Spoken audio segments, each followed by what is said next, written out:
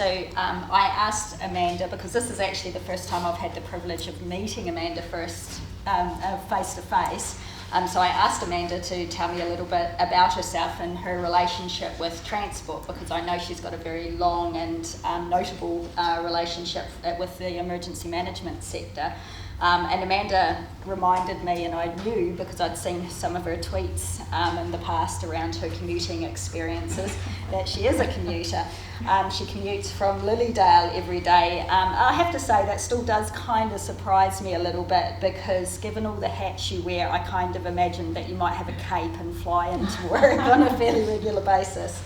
Amanda's presentation, when she came back to me, she said she'd been brewing up this idea that kind of relates to what she's going to talk about today, with respect to choices and the choices that people make about how they travel on a daily basis. I'm going to leave it at that and let Amanda draw out the rest of that. Welcome, thank you for joining us.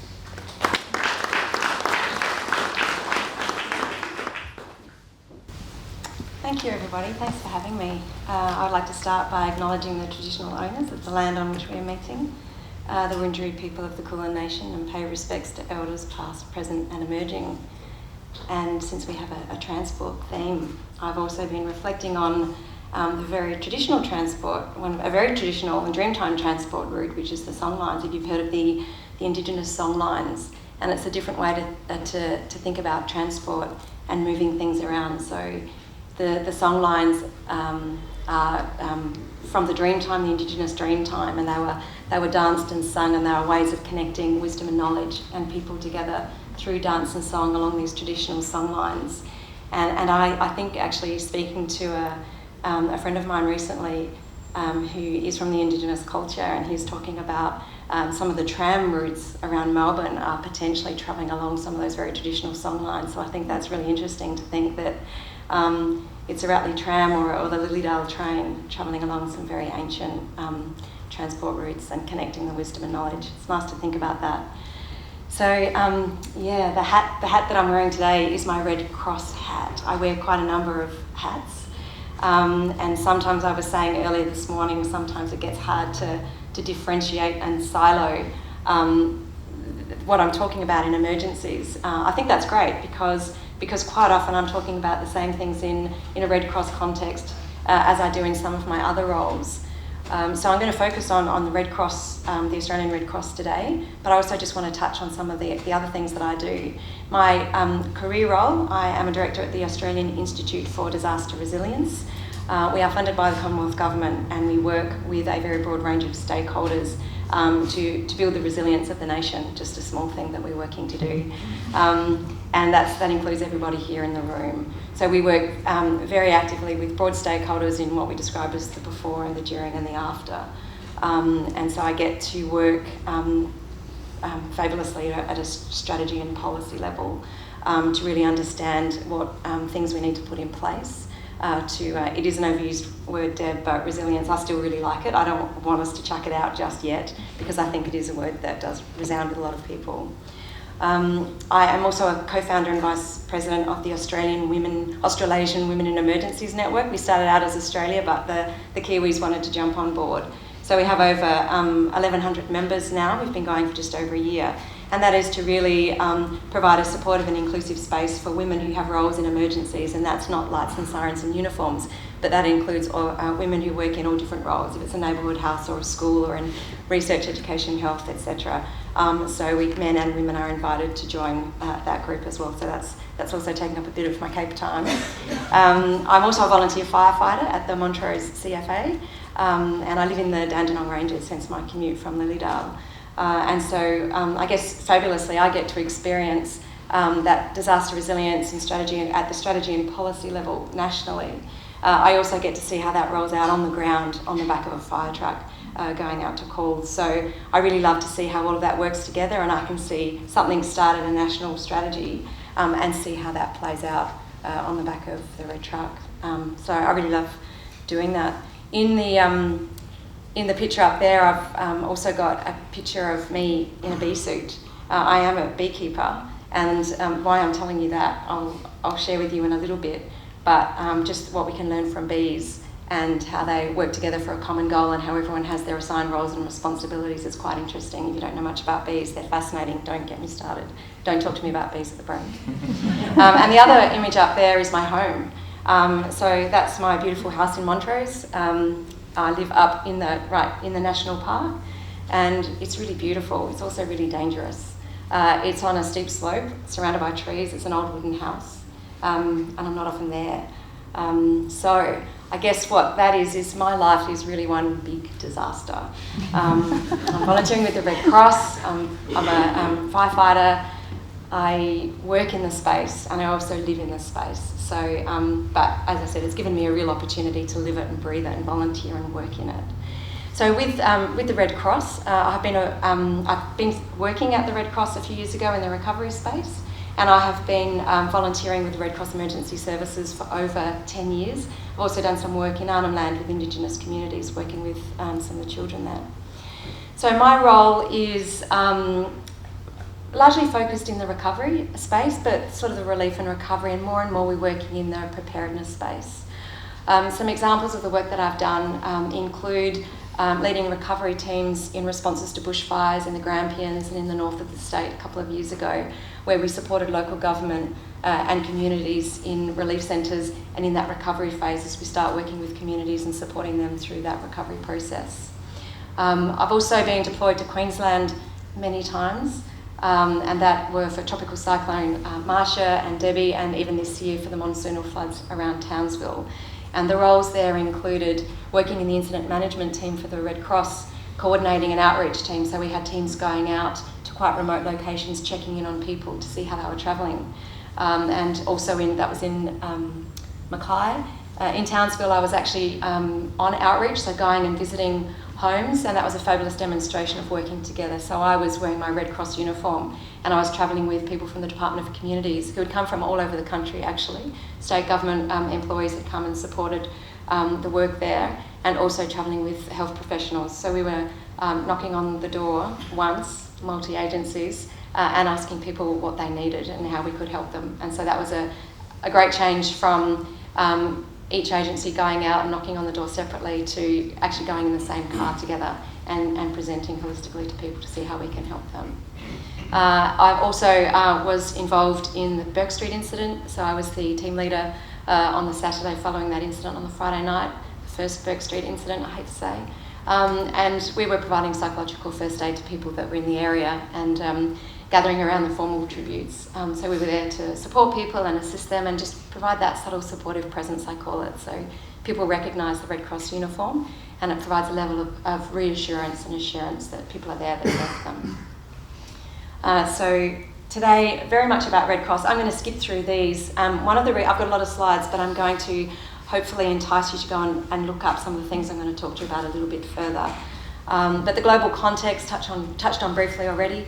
The world's changing. We talk about a new normal. Surprise is the new normal. And a lot of the phenomena that we're seeing globally is impacting us in Australia, but also the things that are happening on a global level and in different places we're also seeing here. So we're talking about the impacts of climate change, climate risk and climate emergencies. It's changing the nature of the way we experience emergencies. More severe emergencies, more frequent emergencies happening over the top of each other and at the same time. We're having longer fire seasons, we're having experiencing storms in seasons outside of the normal storm season. Fires, you may or may not be aware that New South Wales and Queensland have started their fire danger period on the 1st of August, and they had their pre-season briefings on the 31st of July. Now, we're in winter, it's the middle of winter, it's really cold here, so that is already happening. So what we're seeing is an extended season. This is what we're seeing overseas as well, and it would be remiss of me not to talk about heat. And I'm sure most of you in the room would be aware that heat actually kills more people in Australia than all of those other natural hazards combined. And there were nearly 400 people died in the 2 weeks leading up to the Black Saturday bushfires. And we don't talk about that. We talk about the 173 lives that were lost directly as a result of those fires, but to really think about the broader context of emergencies from a natural perspective: heat wave, droughts, fires, floods, storms, monsoons, cyclones, quakes, tsunamis. But on top of that, and the other speakers have spoken about this already, it looks different now. Different types of disasters and emergencies arising from that interconnectedness. We are more connected, or more disconnected, or more connected. I'm hearing all of those things. We're more connected than ever, but more disconnected than ever, perhaps, with our hearts and minds. But we're more connected to the things that we rely on and each other. So that creates another sort of vulnerability to disasters. And as I said, this is something that's happening globally. What I loved, what you said, Deb, was rather than chucking in a pebble, was to throw in some gravel. That's great. I haven't heard that before, but I think that's right. So that ripple effect or the knock-on effect. And I heard a story recently, Robert Glasser, the former UN representative for disaster risk reduction in the United Nations. He talked about a drought in Syria, in the Middle East, which leads to unrest, civil unrest, and people moving from where they are located, where they're relying on their agriculture livelihoods, moving to urban areas. More civil unrest creates a security issue. People start migrating outside of Syria, crossing borders. It creates this nationalistic geopolitical situation, and borders start shutting down, and all of a sudden people are getting uncomfortable with the migration, and then maybe that leads to Brexit, and then that leads to broader conversations. So what started as a potentially climate change induced drought in Syria, we're now looking at Brexit, breakdown of the European Union, geopolitical issues, security issues, and other issues. So it's looking bigger. And it's looking a little bit different than a fire and a fire truck and people like me going out and putting the water on the fire. I'm avoiding the cliches, fire cliches. So to be aware of the global implications, and in Australia, the cascading and complexity of the impacts of emergencies that we need to be thinking about. So if we're seeing a breakdown of our agricultural systems, even the coral reef, degradation of coral reefs, and impact on fish and fishing supplies, and droughts impacting our agricultural farming, our livelihoods, that is impacting food security both for us but also in our region. So what does that mean in terms of people's well-being and livelihoods and migration and the support that's needed at a broader context, and how what's happening overseas is overlaying on top of that in Australia. So I've got two pictures here of disasters, and that's just to demonstrate the different way that disasters look. So the first image, the global picture, is two young children sort of overlooking, that's Greenwich in London, and also there's a city, an image of Melbourne Street. So when we talk about disasters, we are talking about not the hazard itself, but those cascading consequential impacts of those disasters and how they play out into normal people's lives. So before I had the pictures of the cyclones and the floods, but now we're thinking about, well, what are the impacts and consequences of those disasters on people's lives, both globally and in Australia, and those roll-on effects. I'm just going to read quickly some statistics from the Australian perspective from the last 12 months. I've just produced in my role a major incidents report for the last financial year, and these are some of the statistics we've quoted in there. So between November 2018 and March 2019, Australia's hottest summer on record, the driest September on record, the highest daily maximum temperature on record, the hottest December day on record, followed by 5 consecutive days with national averages over 40 degrees. Hottest January on record, 3.37 degrees centigrade above the average. Unprecedented heat waves in scale and duration. Rainforests burning for the first time in a way that we'd normally see in eucalyptus forests. 2 Category 4 tropical cyclones hitting land at the same time. Monsoonal floods impacting 50% of Queensland landmass. That was impacting 39 local government areas and 100,000 people identified as needing support and assistance. 500,000 head of cattle destroyed. And then over 2 metres of rain in the Townsville area during that flooding event. And then we're just talking about over 4 million telephone warnings issued via the emergency alert across Australia between that 12-month period between July and June this year. So there is a lot going on, and that was just in a 12-month period. And so whilst those were incidents at a point in time, they will be flowing on. So those people recovering in Townsville, and I was up there working with them, they're going to be experiencing the impacts of that disaster for a long time as we come into another season. So this overrolling over the top, so that's really going to test people's resilience.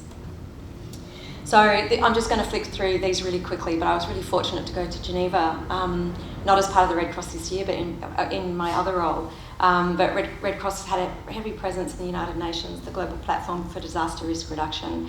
Australia is a signatory to the Sendai framework, and that essentially gives us obligations to really consider disaster risk and disaster risk reduction as a core element of our national disaster capability and emergency management capability. And they're just some quotes of the things that we heard there. Not working in silos, but I like the idea that we need to work in silos to keep things together, but this whole idea of connecting and reaching out, and the consideration of transboundary disasters as well, so things that happen in one country that actually flow through to another country. We have just this year released the Australian Disaster Risk Reduction Framework, and that's accompanied by some supporting documents regarding climate risk and disasters, and also Australia's vulnerability profile. Now, I'm aware that the word vulnerability sometimes alienates people because it is sort of not seen as a strength-based word, but labelling people as vulnerable. But this report is really interesting, and this is why it's really relevant to you in the room, is that we're talking about our vulnerability arising from our reliance and heavy dependence on our connections to things like technology and power and transport and infrastructure. So there's a report there that you can all go to that website and read that talks about our vulnerability due to some of the impacts of natural hazards and a broader range of hazards and disasters. So this is a piece that I've taken out of the National Disaster Risk Reduction Framework, and it's really important from a transport perspective, because if you haven't had your phone ring or the door knock already, be prepared, we're coming for you, because we potentially have been talking to ourselves in emergency services for a long time, but now what we've realised through this 12-month process, national process of engaging a broad range of stakeholders to build this framework, was that there are a lot more people that we need to be talking about, because we're all dependent and reliant on each other. So the interconnectedness, the reliance on transport and networks, and how we can build them and support them and include them in the conversation in that resilience is really important. And the role of the transport network, very broadly, is really key and critical. And we have lots of stories. I have lots of stories in my work at the Red Cross about how transport is a key connector of people, and in terms of putting people at the centre, how we support people is through connection, and if we don't have enable people to be connected, then it's going to be really harmful to them in the longer term. So that's the vulnerability profile, supported with some guidelines as well. So as I said, I'm just going to chuck them up so you see them, and perhaps entice you to go and have a look and read more about those.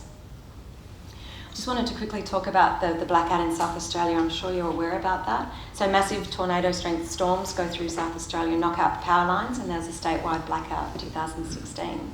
What was really interesting is the report that identified some of the key areas and learnings, and a lot of that was around the transport and the people's reliance on fuel and shopping and money and all of the things that they needed to get to support them in their recovery. Transport was a really key element of that. A story I did hear from the South Australia Police during that event was normally in the CBD there might be about 5 or 6 car accidents or dings during every day. During that blackout, there was not a single incident or accident. So what that tells me is that when things get rough, people actually come together and look out for each other. So I'm a South Australian, we never merge. That's my lane and no one's coming into my spot.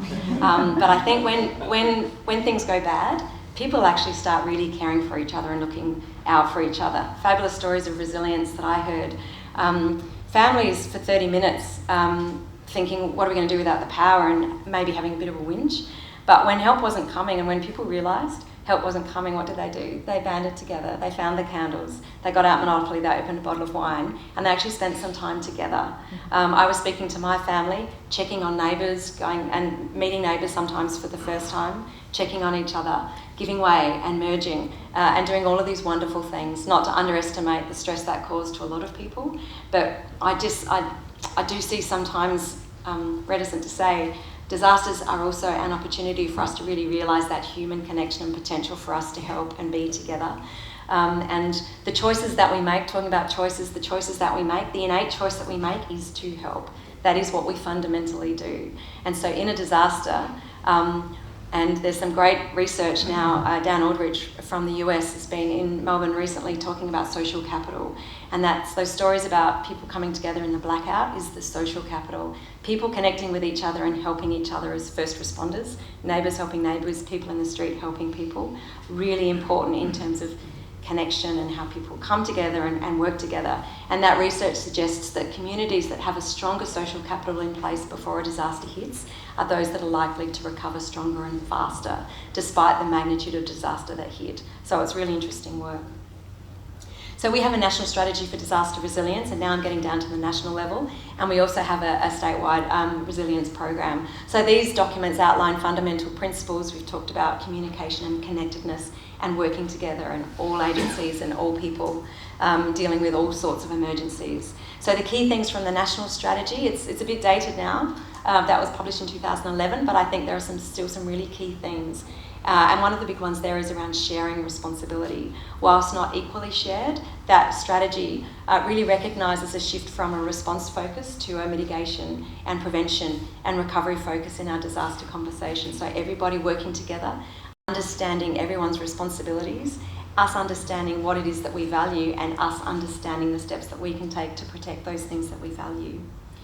A little plug for where I work. We're just about to launch next week the latest edition of Emergency Management Arrangements for Australia. This will be relevant to all of you. You're listed in there.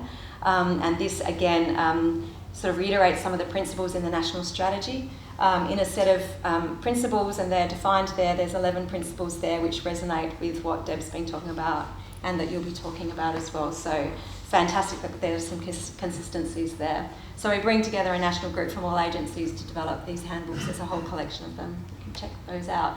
The bees were up there as well to emphasise the fact that, if you don't know, bees have a common vision and mission statement. Every single bee in the hive is working towards the same objective, and that is the survival of the hive. That's what they're all doing. Each of them has a job. There are worker bees who have a job. They're all women, females, I should say. The drones, the blokes, sit around, don't do anything, go out once every now and again for a good time. The queen, her job is to lay eggs and one night in her life have a good time, 15 times. Then you've got the undertaker bees and the nurse bees and the cleaner bees and the security guard bees. They're all females as well, saying all the jobs done by the females. So each of those bees has a job, and it changes throughout the course of their life. 6 weeks, very short. But the success of the hive depends on all of those bees understanding what their job is at any point in time and all working towards that common vision and mission. So I sort of like to think that if we truly are successful in working together in emergency management, what it looks like is a fabulously successful beehive with lots of honey, because everyone knows what we're all working to achieve and everybody knows they depend on each other to achieve what we're looking at. So just some statistics. A third of people in the 65%, sorry, 2/3 of the people in this room are probably going to experience a traumatic or stressful event in their lifetime. And some statistics there around people's recovery. So these are, Red Cross does a lot of work around these statistics, around why we think it's really important to work with people in the preparedness phase, really importantly, because we know disasters happen in people's personal lives and scaling out at a national level. So the better we can work with people in the preparedness phase of their lives and assist them and support them in developing plans, that we know that the better their recovery is going to be. So we talk about this preparing to recover. When we talk about preparedness plans for individuals, households, communities, organisations, we're talking about what's it going to look like in that recovery phase. So what do we understand about what we value and what we need? So what can we do in preparedness in the before stage to protect all of those things? So it's understanding what we value and protecting what we value.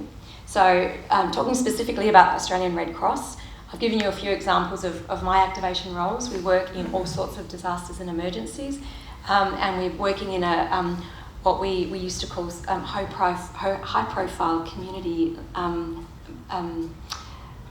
malaise events, I think they were called. So these are individual incidents that impact a small group of people but actually have a broad community impact. And so Red Cross has been doing a lot of work around the vigils in the city. So again, it's that supportive presence to let people know that they are supported and connected. And we'll do that through psychological first aid, which I'll mention briefly in a moment, but very focused on the before. So assisting people with preparedness plans, attending community events, enabling people to make that journey towards having written plans, and really focused on the psychosocial preparedness, so people understand it's not just when they say it's just a house and it's just things, that they can do a lot to support their psychosocial health as well. In the during, we work in relief centres, and we support the Register Find Reunite service, so we connect people who have been disconnected during emergencies, and very strong focus in the recovery phase, which you may be aware can go on for 10 years, but certainly it's months and years for a lot of people. But the better we can connect and support people early on, we say that the potential shorter time for that recovery phase is. As I said, I'll talk about the psychological first aid. So we have a resilience focus to all of the work that we do, working with individuals that they understand their capacity and their ability and their connections and their normal frameworks to support themselves is how they can help themselves. So when we talk, I've had people ask me before at Red Cross, what do you say to people that have experienced trauma? My response to that is I say nothing, because the best thing that we can do at that point in time is listen to people. And so we're listening to people to understand what their circumstances are, to understand what their needs are, and so they can actually work with their own self-efficacy and build their own resilience. That's really important. So taking it back to that global and national context, what we're saying in emergency services is the duration and the length and severity and the compounding flow of emergencies. Emergency services themselves are not going to be able to respond at an individual level anymore. So what we're really saying to people is relying on everybody to build their individual and household and organisational resilience to make sure that everyone's there to help each other, because there's just not enough uniforms to go around. And excuse me, quite frankly, I think that the best help you can get from Dan Aldrich's research that I mentioned is from the neighbours and the people in the street. So just particularly about preparedness, I just wanted to mention, hopefully you're all aware of the Red Cross Ready Plan. There are a lot of emergency services who have preparedness plans. The Red Cross one, they're all relevant, and they all have their unique and specific roles, and you should be familiar with the hazards that it can impact you and your plans for those hazards. The Red Cross Ready Plan is really focused on that psychosocial preparedness, and it impacts just life stresses and challenges. So if you haven't already seen that, you can get free copies of that. There's also a fabulous app that you can complete that will support your understanding of what you value and who your connections are and what you're going to be relying on in emergencies.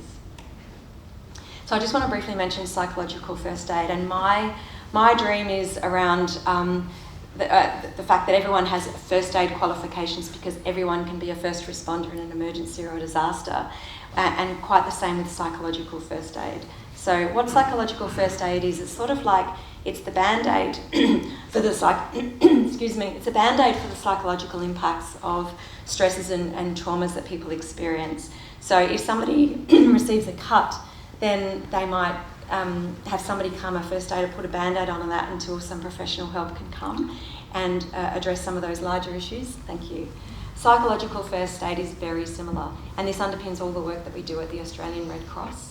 What we're doing is we are immediately, as soon as we can, supporting people with a mental band-aid to make sure that they are safe and connected and supported, and instilling sort of that hope in them in the early stages, so that as they move through the processes of recovery and start doing things for themselves, they have that support alongside. So we find that with really good psychological first aid in the early stages of trauma, 80% of people will recover fully over time without a further intervention. But 20% of the people will be really impacted by that traumatic event and require more professional help.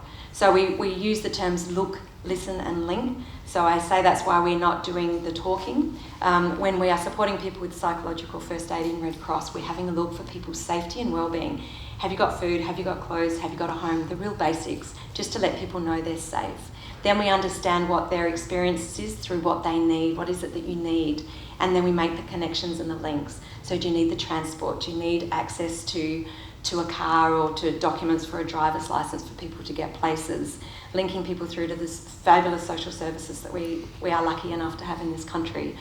So that's a really key role. And as I said, my dream is that everybody in this room has some form of training or understanding of psychological first aid, because we are all potentially going to be in a situation where confronted with somebody standing next to us, somebody we know or somebody who's experienced trauma, And there are some things that we can do to help them in those really early stages that are going to get them on a better path to their recovery. So when I was working at the Red Cross, did a lot of work in training in psychological first aid, and I currently train all of our volunteers in psychological first aid, and I would love to extend that out to as many agencies and organisations as possible. Insurance companies on the call centre who are taking calls from these people, wouldn't it be fabulous if they had some skills to provide that psychosocial support to people? So the invitation is there on behalf of the Red Cross. We'd love to continue that conversation. So really it's all about people and human and connecting minds and hearts. I love that, Deb. I really love that because that's at the heart of what the Red Cross does. It's about connecting and it's about people and that power of humanity.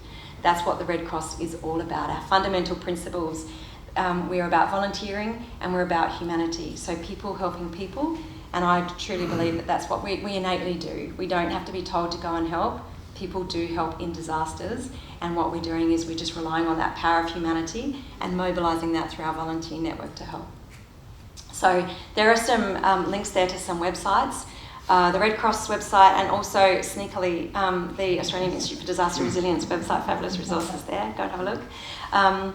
I do encourage you. One of the lines I use is knowledge is power, and I really believe. We talked about giving people information. You know, when you're on a train and you're going to be delayed, I want to know how long for, because then I can make a decision for myself in my context that's going to be best for me. Being told to wait on the road for a bus is going to come soon and it comes 5 hours later, don't like it. That's my anecdote. Tell me it's going to be 5 hours, I'll go and have dinner, I'll go and catch up with a friend. So knowledge is power. How can we give people enough knowledge and information to build their confidence, to get them control and power back to make decisions for themselves, fundamentally underpinning how we work in this space, in this resilience space. So sorry if I've gone over. Passionate about this. Thank you very much for having me.